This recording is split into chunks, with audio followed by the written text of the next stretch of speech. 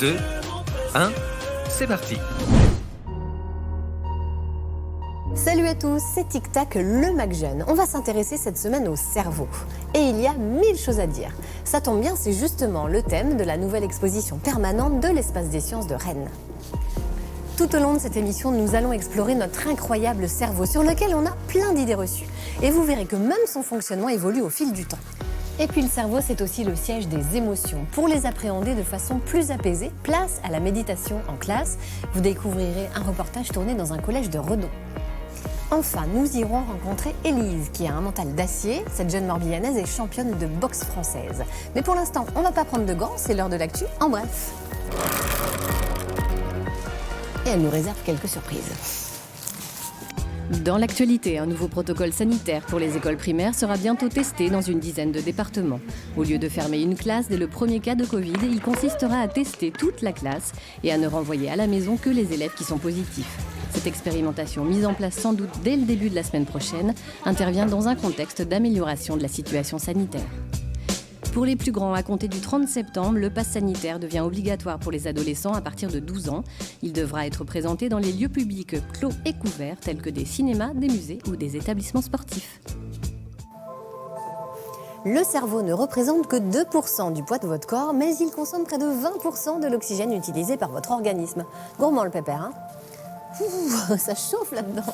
Et puis il est en constante évolution. Comment évolue votre cerveau jusqu'à vos 18 ans ? Eh bien on vous dit tout dans le Data Brace de cette semaine raconté par Clément. C'est à toi. Le cerveau est un organe si complexe qu'il met 25 ans à se former. Ça paraît fou. À la naissance, il y a 100 milliards de neurones dans la tête d'un bébé. De 1 à 12 ans, le cerveau se développe à plein régime, ce qui favorise les apprentissages et la mémoire. Pendant les 5 premières années de la vie, 700 à 1000 connexions sont créées chaque seconde. De 12 à 18 ans, la vitesse de transmission des informations s'accélère. Les connexions qui ne servent pas sont éliminées. On peut dire que le cerveau fait le ménage. On appelle cela l'élagage synaptique. Grandir, c'est perdre 2/3 de ses possibilités, mais devenir expert du tiers le plus utilisé. Donc en grandissant, l'être humain ne devient pas moins intelligent, il devient juste spécialiste. C'est dingue, hein ? Merci Clément. Le cerveau est aussi le siège des émotions. On peut être vert de rage, avoir une peur bleue, ou bien être rouge de honte. Des émotions pas toujours propices à la concentration en classe. Alors pour apprendre à mieux les gérer, certains établissements scolaires bretons ont mis en place de la méditation au collège. C'est le cas par exemple à Redon où s'en sont rendus Gilles Raoul et Christophe Rousseau. Mais moi il y a du boulot encore. Depuis plusieurs semaines déjà, Eva et ses camarades de classe commencent leur journée de cours par des exercices de méditation en pleine conscience. Donnez des exemples ou ce que vous en pensez. Cette expérience est menée par Swazik, une ancienne professeure de français, partie du constat que les émotions pouvaient bloquer l'apprentissage chez les élèves. Elle a décidé de se reconvertir. J'aide les enseignants à améliorer le climat scolaire, réguler l'émotion, le stress des élèves et évidemment favoriser l'apprentissage. Chaque élève doit trouver 3 de ses qualités et en attribuer 3 à son binôme. C'est des larmes de quoi ? De bonheur. Alors imaginez que vous êtes un arbre. S'il y a une tempête, qu'est-ce qui se passe ? Je bouge, mais grâce à mes racines, j'ai ancré mes qualités. Même s'il y a des obstacles. Ça m'a apporté de la concentration, du calme, et je suis moins excité par rapport aux autres jours. Je suis plus concentré. J'inspire mes qualités. Pour leurs professeurs qui observent que les élèves sont de plus en plus fébriles et stressés dans nos sociétés modernes, l'expérience est concluante. Le cerveau consomme 10 fois plus d'énergie que les autres organes. J'en connais une autre qui elle aussi dépense beaucoup d'énergie. Elle habite dans le Morbihan, elle s'appelle Élise et elle est championne de France de savate boxe française dans sa catégorie. Une grande championne qui a commencé toute petite. Elle a répondu à nos questions en prenant des gants, forcément. Bonjour, je m'appelle Élise Legros, j'ai 16 ans et je pratique la savate boxe française à Pleurmel.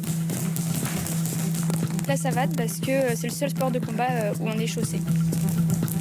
C'est un sport très complet pour les jeunes, donc aussi bien au niveau de la souplesse, de la musculature, on est équilibré. J'ai commencé la boxe française à l'âge de 6 ans. Je m'entraîne avec mon papa aussi depuis que je suis toute petite. On commence le thème numéro 1. 2, 3, 4. C'est parti. 1, 2, 3, 4. 1, 2, 3, 4. En 2019, j'ai participé au championnat de France. Donc j'ai gagné, c'était une grande fierté. Dans notre club, il y a toujours eu pas mal de filles, puis il faut oser, il faut venir. Hors compétition, je m'entraîne 2 fois par semaine. En parallèle, je vais à la salle de sport donc pour tout ce qui est cardio, ou aller courir, ou un peu de renforcement musculaire.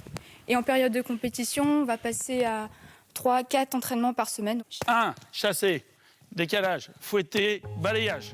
1, 2, 3, 4. Il y a le chassé. Oui, chez les jeunes, la puissance est proscrite, c'est interdit, c'est tout dans la technique. À partir de 17 ans, une bonne partie de la croissance est faite. Ils ont le droit d'aller en combat. Là, la puissance est totale. Donc c'est parti, je pars au combat. Oui, c'est bien.